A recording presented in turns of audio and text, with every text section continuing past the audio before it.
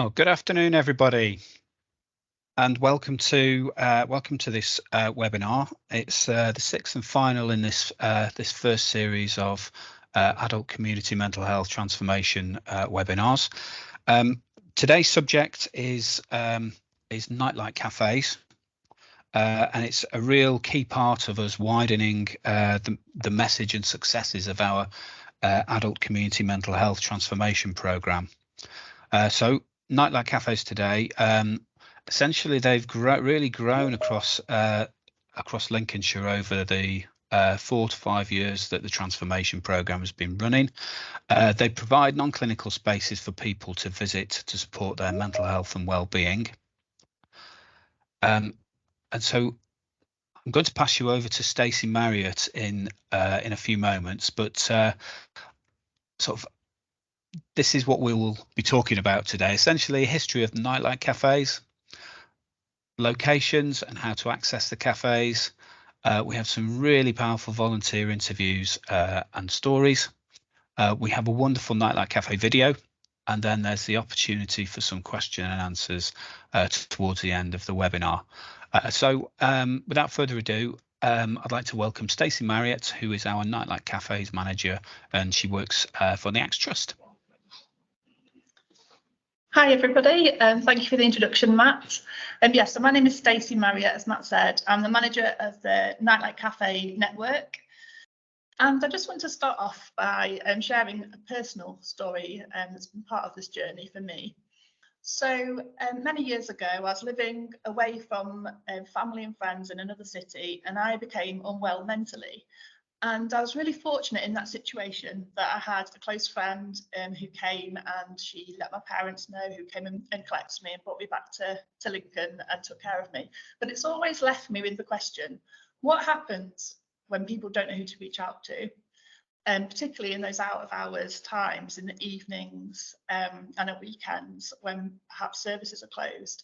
If people don't have a support network around them, who are they meant to reach out to? So this was something that had been at the back of my mind for many years. And back in 2018, I joined a health and wellbeing group in Lincoln that was made up from people from the local churches who were trying to think about what we could do to help support people's mental health and wellbeing in Lincoln. And we'd come across the idea of crisis cafes, which was being used in other areas of the country, which were safe spaces open in the evenings, that people could access when they were at risk of experiencing a mental health crisis. And we started to have conversations about how we could build something like that in Lincoln. And through those conversations and conversations with the NHS commissioners, it all began back in 2020 when we were commissioned through a local charity called ACTS Trust, who are perhaps best known for overseeing the food banks in Lincoln. We were commissioned to set up these safe havens in Lincoln. So 2020, as we all know, was a difficult time for everybody, particularly to start something new. So we began to form these nightlight cafes, which are in churches, libraries and other community buildings. And by the end of 2020, we were open 7 days a week.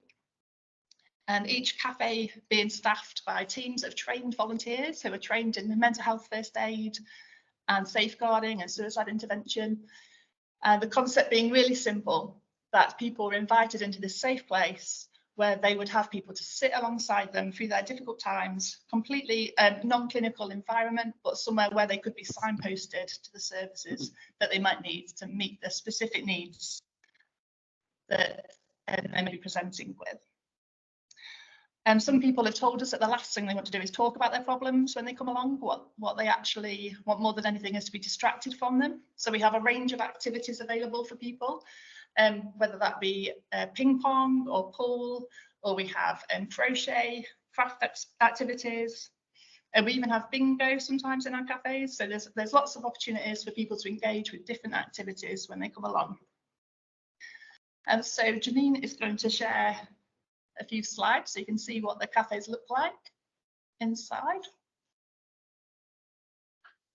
We use the term cafe very loosely, so people come along, they can have a drink and light refreshments. It's all free as this is part of the mental health transformation programme, and we make it really clear that we're not trained counsellors, but we can listen.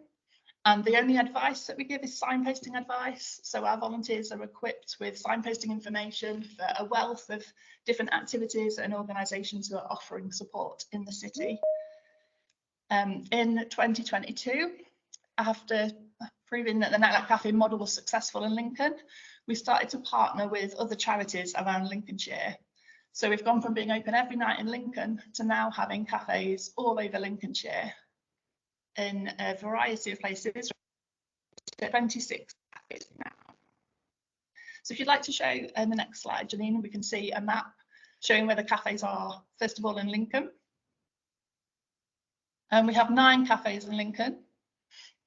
And as you can see, they're dotted about all throughout the city. So up in the north, we have the Ermine and St Giles and Balegate. Then coming down through town, we have the Salt House right in the town centre. Oh, sorry, we also have a cafe at the BGU campus in the north of Lincoln. Coming down through town, we have the Salt House, which is opposite Central Library.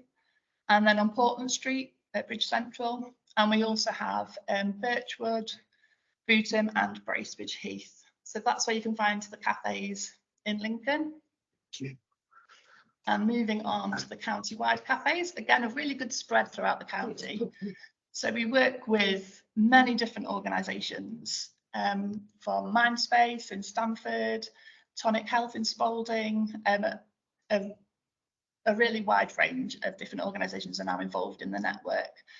And all the cafes have a slightly different feel to them, a different identity, but what they all have in common is that warm welcome where people can come, they can find acceptance, and they won't be judged, they're accepted for who they are, whatever they're going through, and they can, as I say, receive that listening ear, that signposting information, and just to know that they're not alone, that there's always somebody there who cares.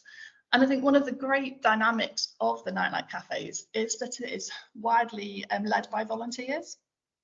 I think this model has really captured the imagination of the public, because everybody knows a time in their own life or in the life of a loved one when they would have benefited themselves from being able to attend a Nightlight Cafe. So we're always receiving volunteer applications, and then volunteers go through training, as I've said, in mental health first aid, in safeguarding, in boundaries and listening skills, and a wealth of other things.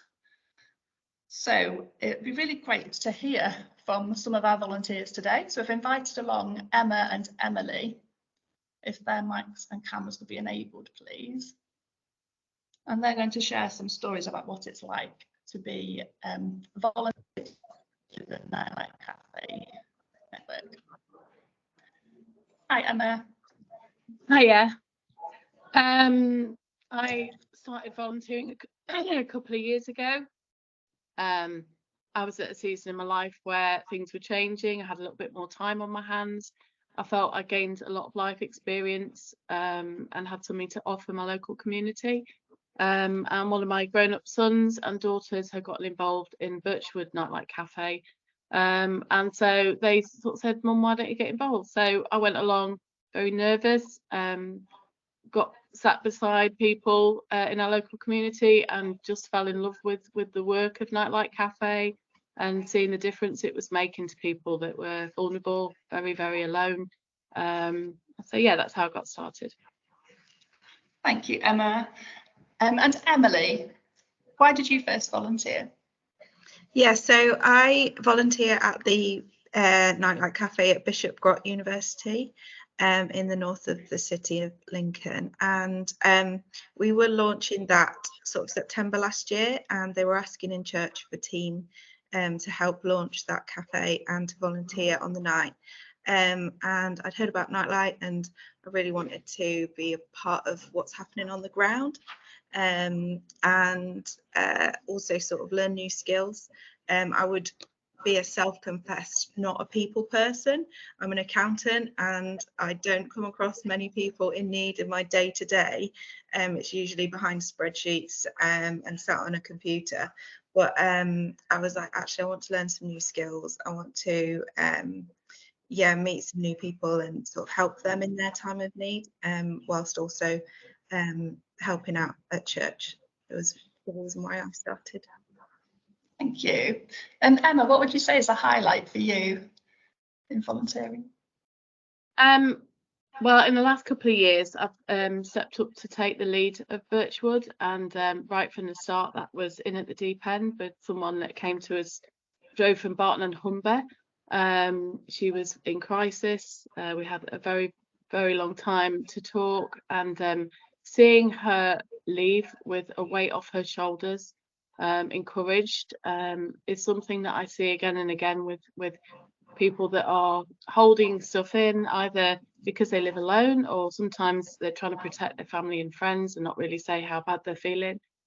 So having them come in, you can see like the weight of the world on their shoulders. There's a lot of pain inside, and the amount of times when people have had a chance to just really talk and get things off their chest, they very often work stuff out by verbally processing, and that's a really beautiful thing to watch.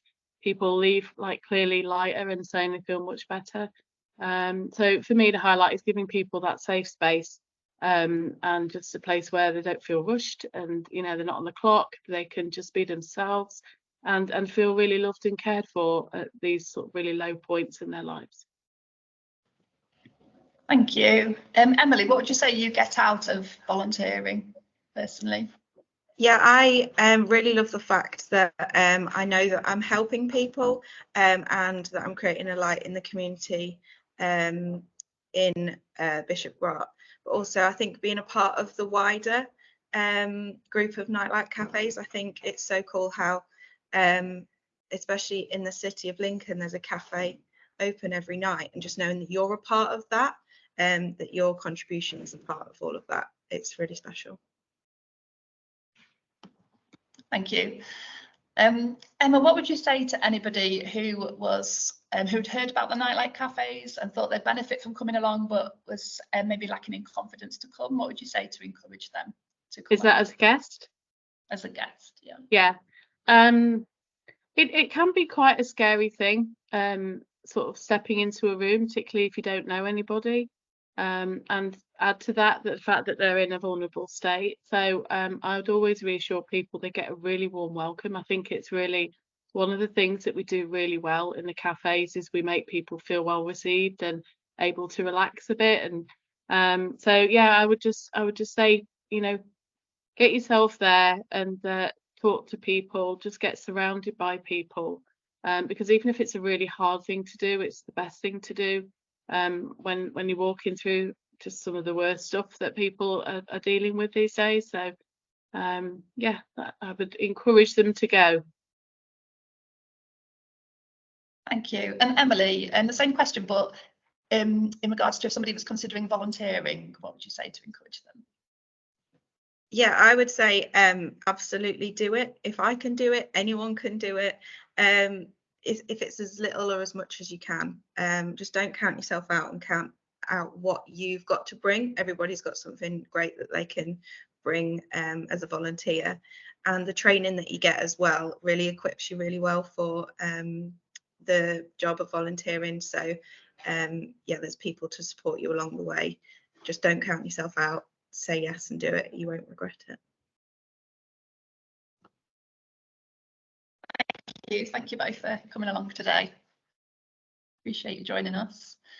So in regards to how people access the nightlight cafes, people can come along and drop in and just self-refer, but also we do encourage GPs and social prescribers and other organisations to refer people, because we find that if someone is lacking the confidence to come, it really helps for us to then receive a referral and to be able to phone that person and have a conversation with them to welcome them along, to explain what to expect when they come to the Nightlight Cafe, and just to break the ice and start building trust with them. And some of our guests have told us that they never would have had the confidence to come if it hadn't have been for that referral having been made. So if you're somebody who is able to refer people that you're working with, then I do encourage you to do so.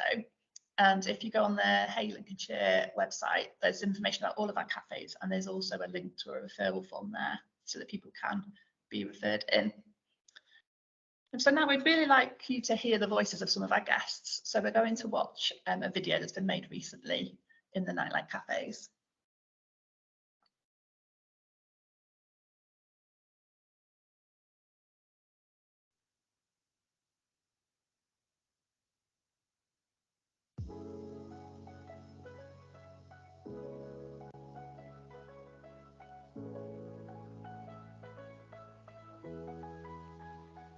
Nightlight cafes were commissioned by the NHS to provide non-clinical out-of-hours support.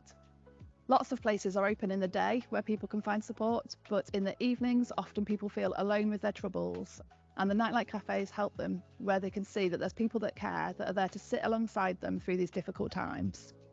I know some people have that where they don't like going out much, but this is a really safe zone and it's a safe place for people who obviously have got mental health issues and people with special needs. It's very safe zone, it's a safe place, and everybody's just so nice when you can have a nice conversation and realise, you know, this is going to be a place that it's all about helping someone else with their mental health, or they want a personal chat, they can have a personal chat. It's that's the whole point. Everybody's kind of like got the same t-shirt, if you like. You know, it's you're coming here for a reason. Loneliness, isolation, anxiety, mental health. I felt welcome, and that's rare, to be fair.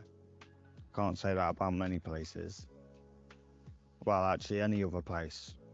Coming here has like really helped with my mental health, because my mental health was not great at the time. It's a safe place for us to learn about ourselves from each other. Well, people do come in sometimes feeling a bit low. They go out happier. I've noticed that. Anything negative can also be positive, and it is positive here. So I think it's a very good thing that they've actually opened. I think need more of them. Anybody is welcome here to be supported. It's an environment that will suit all people. If you're thinking about it, you perhaps do need to come to it, because there's a reason that you're thinking about coming. We're really looked after as well as volunteers, and the training is absolutely excellent, and you get the support as well.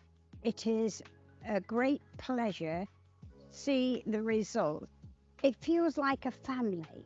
I recommend it 100%. In 2023, we had over 3,500 visits to the cafes in Lincoln.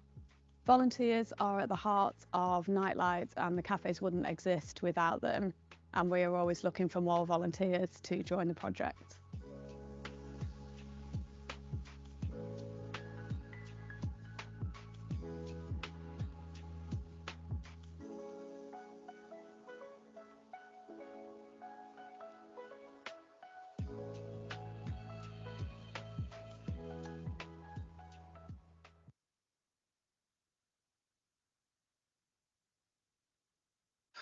Wow, thank you for that, Stacey, and thank you for preparing that wonderful video. And also, so Emma and Emily, thank you very much for your time.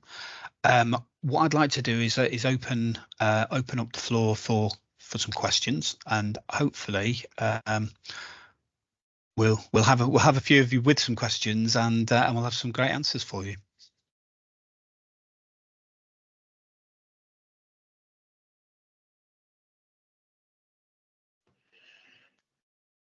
So I've just seen the question about some people, churches might not be a safe and accessible place. We do have cafes in other buildings as well. We have buildings in a youth centre, cafes in a youth centre, in local libraries, and also across the county in various different charities buildings, so that not all the cafes are in churches. So people do have options there about which one to attend. Mm-hmm. And there's a couple of locations across the county that the cafes are in actual cafes as well, which is again sort of probably more traditionally community, maybe focused buildings that aren't specifically faith-based.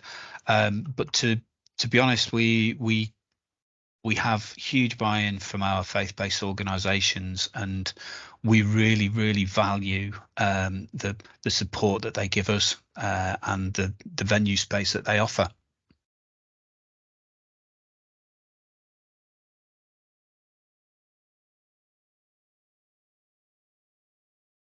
Hi, Janine. Do you have a question for us? Hi, yes, just one question. So in regards to referrals to the cafe, do you get much engagement from kind of the emergency services, like police, or anything like that? And if so, what are the kind of varied routes in which people do come and visit you? So the vast majority of people that come have actually heard about the Nightlight Cafes through word of mouth or through social media. But we do receive referrals from mental health practitioners within GP surgeries, from social prescribers, and from other organisations as well. But the majority, as I say, have heard through social media or word of mouth. We have had some people the police have brought along. The police have been out on the beat across somebody who needs that support in the moment, and they've brought people to the cafes. And we're always working with local organisations and emergency services to build up those referral pathways to make it as accessible as possible for people to refer in. Yeah, I think on a county-wide basis as well, there is, EMAS are more than aware of our network of cafes, and have sort of on occasion dropped people off in a similar way that the police have done. But on the whole, it is on that lower end of the referral spectrum.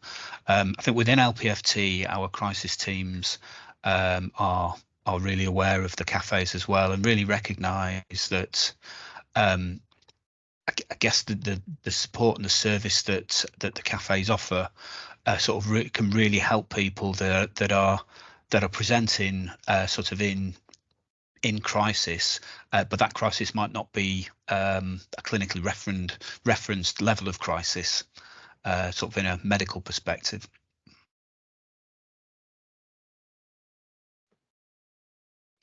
So somebody's asked a question about is it all right for people to visit to see what it's all about? And absolutely, we do ask if people can let us know when they're coming, just because some of our cafes are quite limited for space, so it's helpful to know who's coming and how many people, so that we can make sure that we facilitate that as well as possible.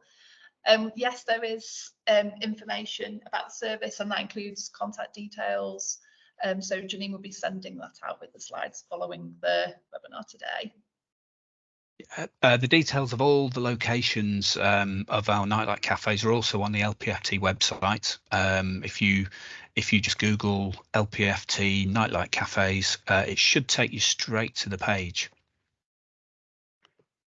And they're also on Hey Lincolnshire, which is our wonderful community mental health transformation resource for accessing what's going on to support your mental health and well-being in Lincolnshire.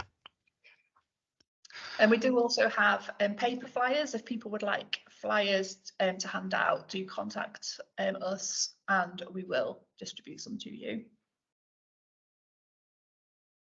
Okay, I can see another hand from Amy. Have you got a question? Hiya, yeah. Could I just ask, please, you mentioned all the volunteers are trained in mental health first aid and safeguarding, etc. Can I just ask who you access that training through, or who provides that training to the volunteers? So safeguarding training, Axe Trust deliver that in-house, and then we outsource mental health first aid training. So some been provided by Shan and some by other providers. So yes, we do outsource to several different organisations the other courses that we run. Lovely, thank you. That's helpful. Thank you. Have we got any further questions?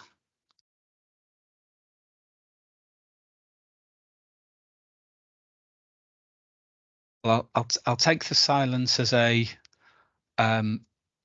almost a sort of a pat on the back to Stacey for doing a wonderful job of explaining how the cafes work and providing as much information as she has.